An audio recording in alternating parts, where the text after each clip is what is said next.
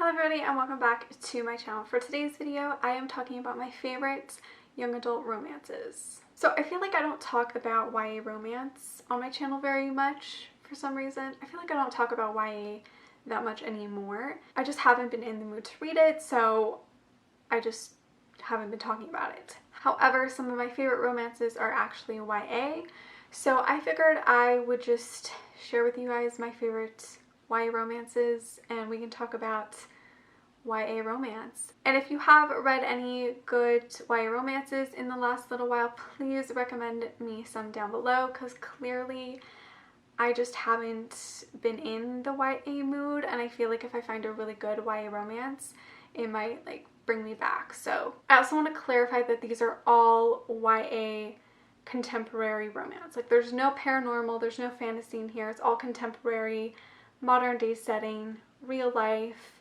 situation. I actually couldn't pick 5, so I have 6. Some of them are standalones, but some of them are kind of a series, but I'm like considering it as one. I don't think I honestly could put them in order just because a lot of them I have read years ago, so I don't know if I'd feel the same way now, but I do consider them favorites. Does that make any sense? Probably not.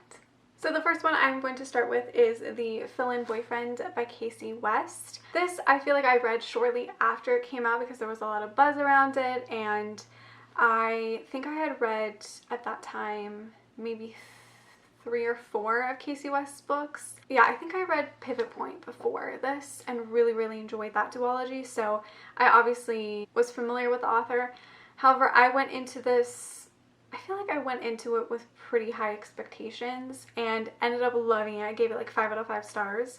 It is honestly one of my favorites by Kasie West. I mean, clearly it's in my favorite YA romances, but I absolutely love this book. It has one of my favorite tropes. I just feel like it was written really well. I know a lot of people had mixed feelings on this. A lot of people thought that Gia was a very immature character, which I understand, but this is also YA. Like, YA characters aren't supposed to be like that immature, you know what I mean? So this is about a girl who, right before prom, her boyfriend breaks up with her. He's, I think, a lot older than her, and her friends have never met her boyfriend, so she was going to go to prom with her boyfriend, but he dumps her, and she panics at the last minute and sees this guy in the parking lot, I think dropping off his sister or something, and she makes a deal with him so that he can pretend to be her boyfriend for the night, and the lie continues.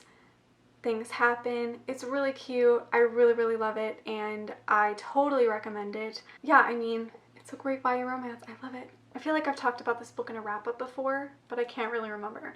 Anyways, this is a book that completely surprised me, and it is Nowhere But Here by Katie McGarry. I really do love like motorcycle club romances, so this is a YA one.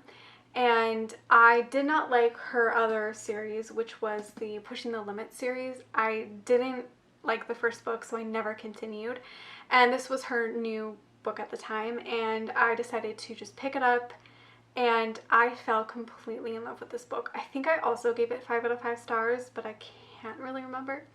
I don't know what it was about this book, but I absolutely loved it. This follows Emily, who her biological dad is part of a motorcycle club. He, I think, is the president or whatever, and she doesn't really have any contact with him, but one circumstance brings them close, and she's now basically part of his life, and she learns a lot about the club, and she meets Oz, who I think is a son of one of the members, and basically there's a romance that starts there, and it's just her dealing with growing up and getting to know her father and understanding the difference in how she was brought up by her mom and her stepdad, I think, and how different her dad lives and all of these things.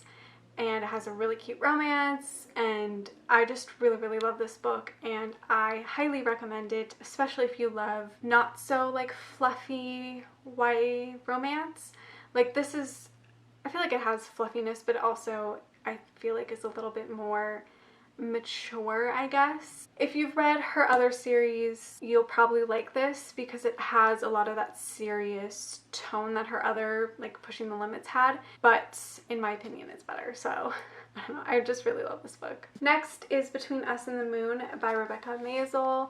This I think I've also talked about on my channel here when I first read this. This I gave 5 out of 5 stars back in the day. I don't know how I feel about it now if I read it, but I feel like I'd still really, really love it. I just remember thinking that this book was really beautiful and well written and well developed, and I just really enjoyed the characters and the romance as well. I thought it was really sweet. The characters, especially the main character, Sarah, I think, yeah, Sarah, she was very flawed and she made kind of stupid mistakes, but it was all like part of the learning curve and her growth as a character, and I really, really enjoyed the story. So it follows Sarah, who is a high school student, and she is very much into astronomy and math and science and all that kind of stuff, and she's lived in the shadow of her older sister. So for the summer, I think her and her family, yeah, they go to Cape Cod for the summer, and she decides that she wants something new, she wants a change, and I think the summer is just all about growing, and she meets this college boy, Andrew. They kind of start a friendship that turns into more, but she kind of lies and says that she's older than she is, and so she gets kind of swept up in this, and I think it's just all about growing up and making mistakes and learning and falling in love and just life. I just thought this book was really, really wonderful, and I really loved it. It's one of my favorite YA romances, so, I mean, obviously, but it's really great. I love this book. Next is Perfect Chemistry by Simone Alcalez. I feel like we've all read this. This is definitely like a YA, like, staple romance, in my opinion. I feel like everybody has read these books. I remember I binged all 3 books in like 2 days. Like when I think it was before going into grade 12. Like I was just obsessed with these books. I love the romance, I love the characters. This follows Brittany, who is very popular at school, and she's like the head cheerleader, and she seems to have it all. She gets partnered up for chemistry with a gang member named Alex, and they immediately do not like each other, and they obviously have a lot of what's the word I'm looking for, not stereotypes, but like notions of like who they are. Like he thinks that she's this stereotypical like cheerleader popular girl, and she thinks he's like this, you know, stereotypical gang member, and they discover that there is more to each other, and they obviously fall in love, and it's cute but serious, and I really love it. And I love the whole trilogy, but I think the first book is definitely my favorite. I mean, it does have its cliches and stuff, but I think it's ultimately just a really good, heartfelt YA romance. The next one is one that I think I mentioned in my favorites last year or the year before. I can't remember. I read too many books, you guys.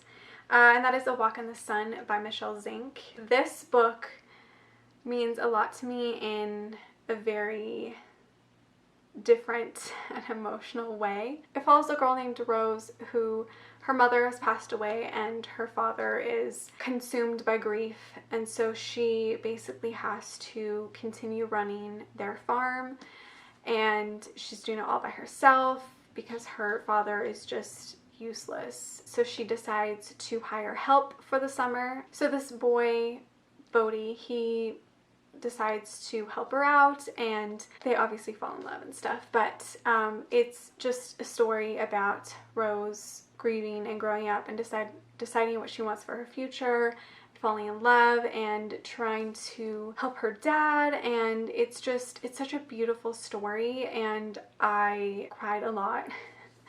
But I think it also has to do with me growing up on a farm, and my grandmother passed away when I was 11, and it's definitely changed my life on the farm. 4 years ago, our farm got flooded, and so there were a lot of like just memories I had as a kid are now just memories. I can't like do things I used to do as a kid because the water has now like wrecked everything, and it's just I can make a whole video about how my childhood is ruined by Mother Nature. Anyways, so this book has, I think, a complete different meaning to me than like if you read it, I guess, just because I feel like I have a more personal attachment to it.